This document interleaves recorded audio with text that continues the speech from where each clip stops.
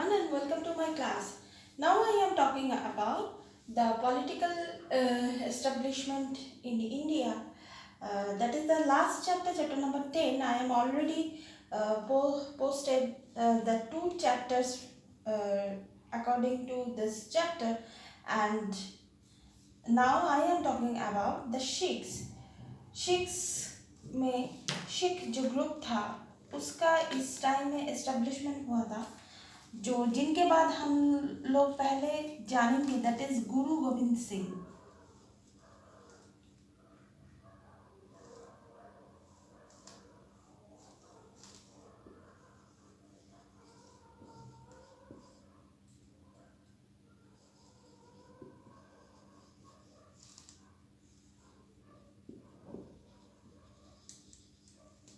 That is Guru Gobind Singh fought against the Rajput and Mughals before and end of the Khalsa in 1699. उनका जो group था, उन group का नाम क्या था? खालसा.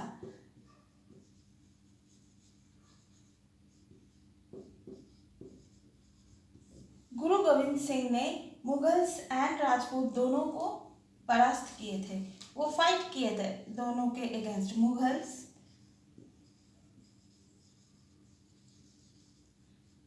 एंड राजपूत.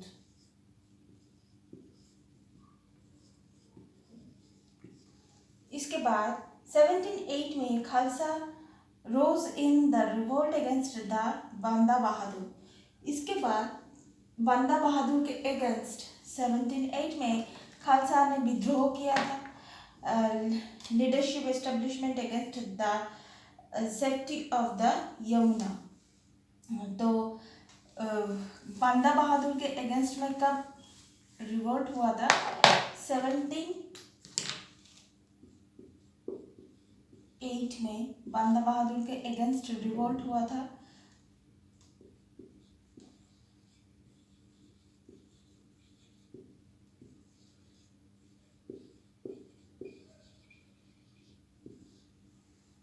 तो लीडरशिप बंदा बहादुर थे, लीडर थे.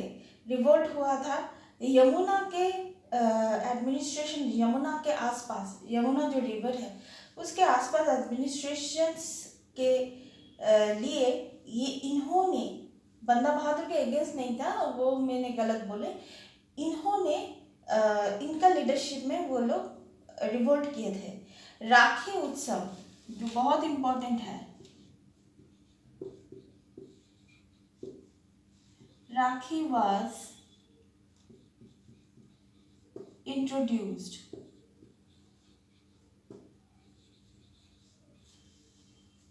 ये राखी पहले क्या था? हम लोग अभी राखी का जो मतलब जो भूमिका है, जैसे कि भाई बहन के रिश्ते का जो मतलब सुरक्षा के लिए, तब वो नहीं था. तब रक्षाबंधन था सभी के लिए.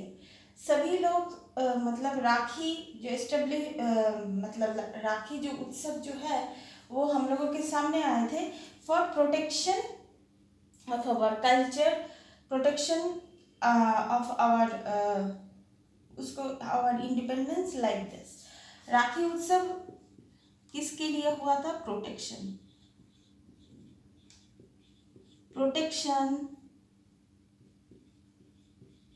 To each other.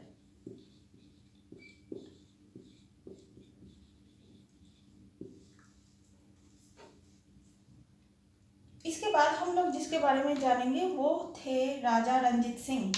इनका कैपिटल था लाहौर में इन 1799.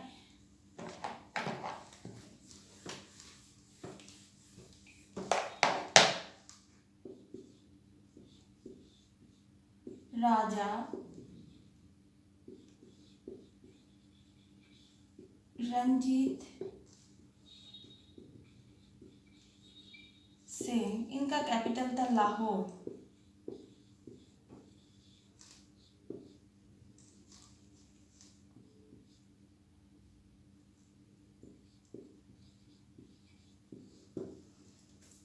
ये बहुत फेमस एक राजा थे, राजा रंजीत सिंह. सो इनका कैपिटल कहाँ पे था?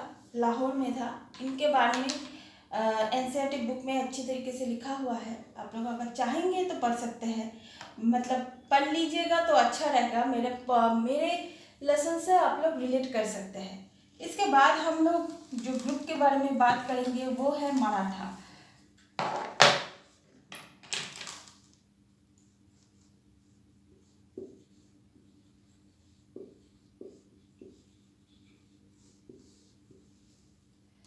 Shivaji with powerful. इस टाइम में मराठा में कौन पावरफुल थे? दैट इज शिवाजी राजा।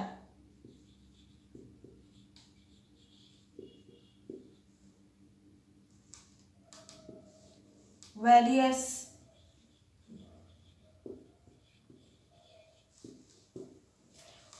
उन्होंने उनके साथ औरंगजेब का जो रिश्ता था इतना अच्छा भी नहीं था। उन्होंने औरंगजेब से औरंगजेब के चुंगल से उन्होंने निकल आए थे। औरंगजेब ने उन्होंने मतलब उनको अपने कैद खाने में, मुगल कैद खाने में रखा था, बट वो वहाँ से निकल कर आए थे। Shivaji the successor of the Peshwa Poona become the capital of the Maratha kingdom. इस टाइम में कौन सा महाराष्ट्र में मराठा किंगडम का कैपिटल क्या था? That is Poona.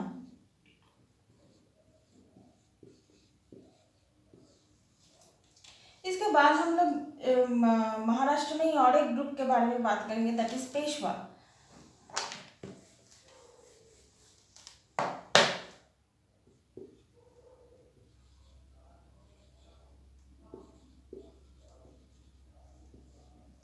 Peshwa good military organisation. Peshwa का क्या था? Good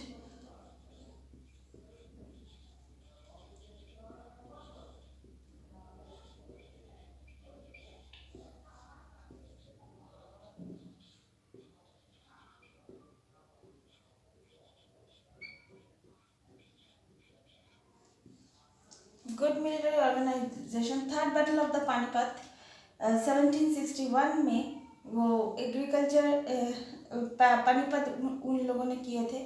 third battle of Panipat.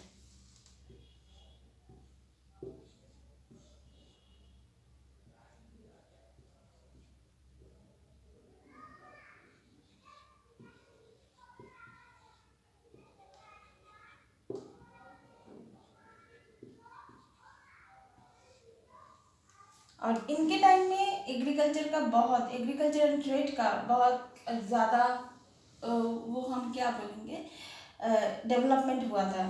कौन सी चीज़ का? एक था एग्रीकल्चर,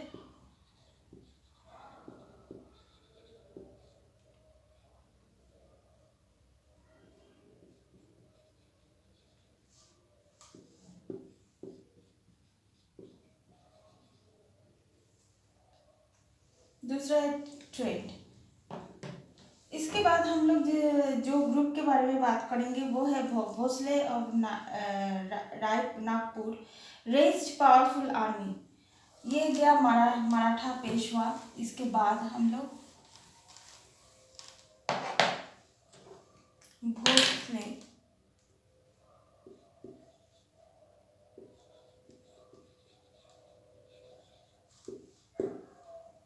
ऑफ नागपुर।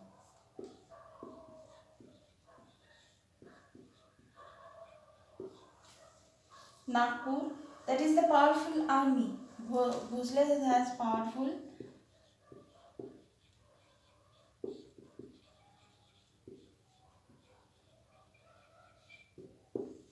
इनका पावरफुल आर्मी था। ये Chanderi was the Poona Maratha capital. इसके बाद जो हुआ था आगरा सूरत में भी ये लोग ट्रेड, अपना जो ट्रेड है, अपना जो मैंने व्यवसा जो है वो स्प्रेड किया था। साउथ में भी Nagpur in south, the Lucknow Allahabad in the east. So यहाँ से ट्रेड का रास्ता कैसे गया था? Trade between Agra and Surat. ये लोग कहाँ पर ट्रेड करते थे? Trade between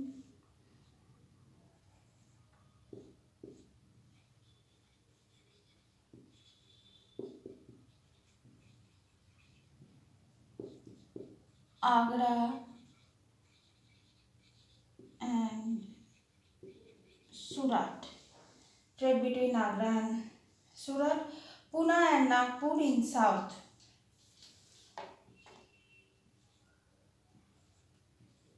Pune and Nagpur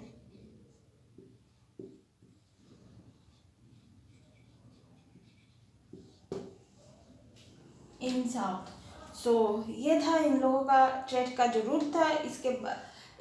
इसके अलावा भी वो लोग इलाहाबाद आगरा में भी वो लोग ईस्ट में इलाहाबाद और आगरा जो है वहाँ पर भी वो लोग अपना ट्रेड जो है अपना व्यवसाय जो है उसका जो एस्टेब्लिशमेंट भी वहाँ पर हुआ था उन लोगों का. इसके बाद हम लोग जो ग्रुप के बारे में बात करेंगे वो है जाट.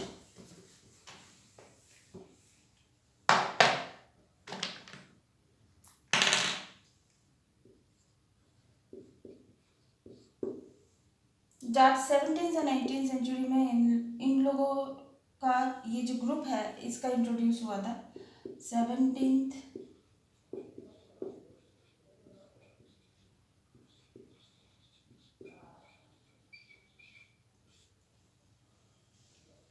ये जो थे ये कंट्रोल करते थे दिल्ली एंड आगरा. ये जाट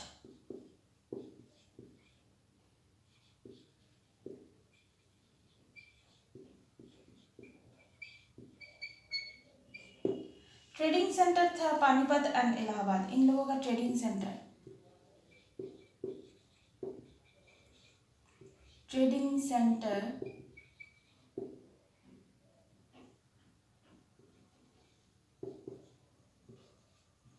पानीपत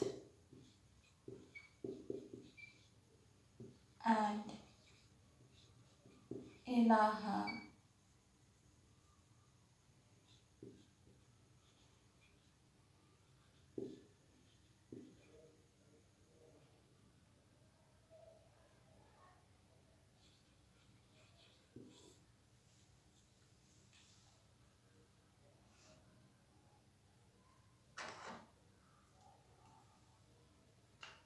इसके बाद हम लोग जिसके बारे में यहाँ पर जो फेमस किंग थे उनका नाम था सूरजमल.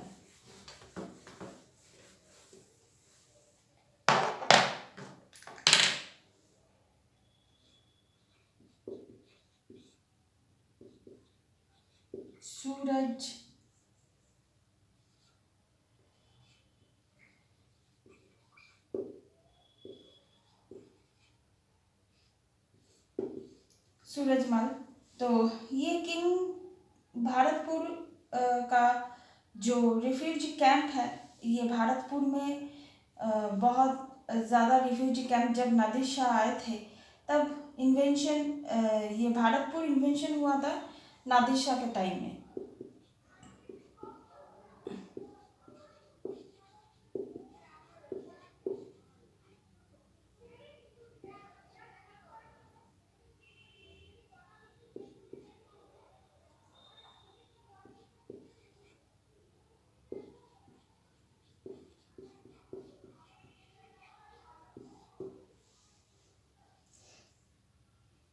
ये यहाँ पर हम लोग जिसके बारे में बात करेंगे ये था भारतपुर फोर्ट.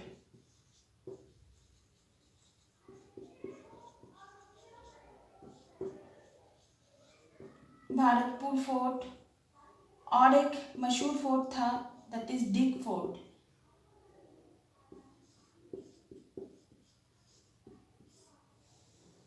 ये गार्डन इसका जो स्ट्रक्चर था जैसे the elaborate the garden combining of the style of the Amer and Agra. ये फोर्ट क्या था कंबाइनिंग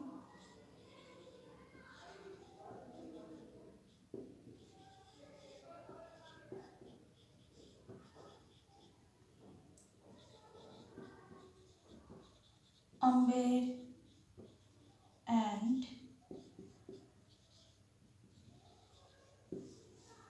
आगरा. ये गया इंडिया का जो हम लोग जो बात कर रहे थे इंडिया में इंडिया का जो पॉलिटिकल एस्टेब्लिशमेंट हुआ था आफ्टर मुगल्स. जो कुछ कुछ ग्रुप जैसे मराठा, भोसले, राजपूत, जाट, बंगाल, अवध, ये सब जो छोटा छोटा जो मतलब जो किंगडम जो उभर कर आया था, इसके बारे में हम लोग बात कर रहे हैं। तो इसके साइमल्टेनियसली बाहर में क्या हुआ था, इंडिया के बाहर में इस टाइम में बाहर में क्या हुआ था, तो 18th सेंचुरी में 18th सेंचुरी में क्या हुआ था, फ्रेंच रेवोल्यूशन हुआ था। Common man did not participate in the government affairs in France.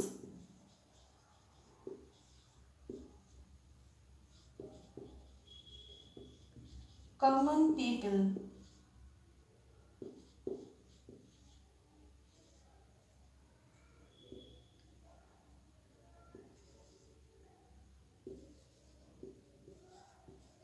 did not participate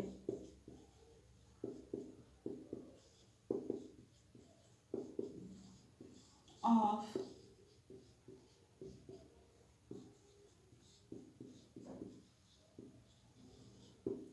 middle class peasants, artists fought against the special right of the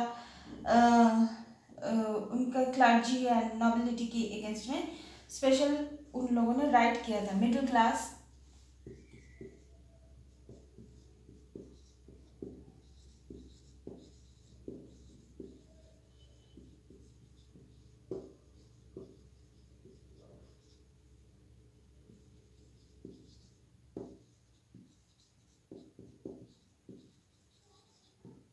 fought against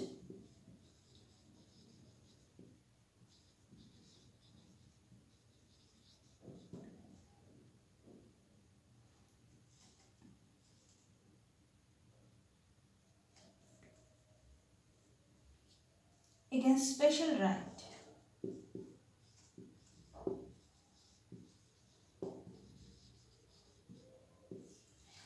ये जो middle class जो थे वहाँ पर, जैसे मैंने पहले पॉइंट में मैंने बोल दिया था कि common people did not participate in government affairs में, वो लोग पार्टिसिपेट नहीं कर सकते थे। ये जो स्पेशल जो राइट थे इसके अगेंस्ट ने ये मिडिल क्लास फाइट किया था। तो उससे क्या हुआ था, फ्रेंच रेवोल्यूशन बहुत इंपॉर्टेंट है, इतिहास को बदल दिया था।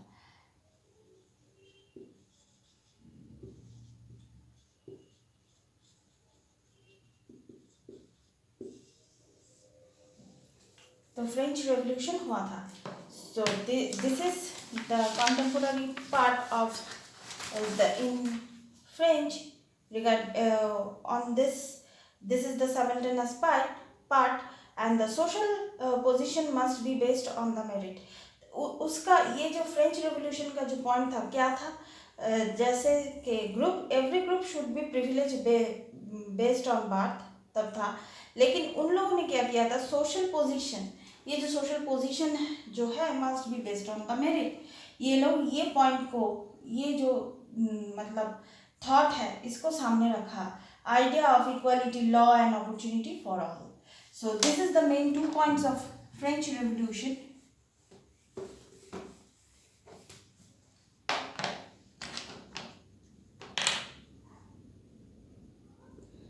social position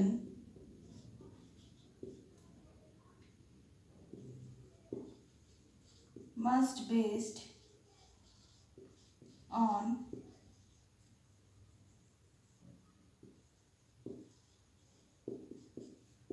ये एक है, दूसरा है आइडिया ऑफ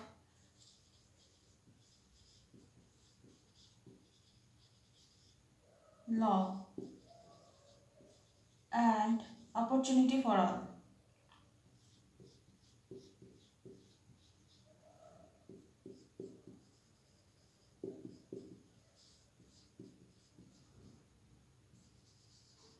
ये जो दोनों जो बेस पॉइंट थे वो फ्रेंच रेवोल्यूशन का दो बेसिक पॉइंट थे। So that's all for now, this is the end of the class 7 history.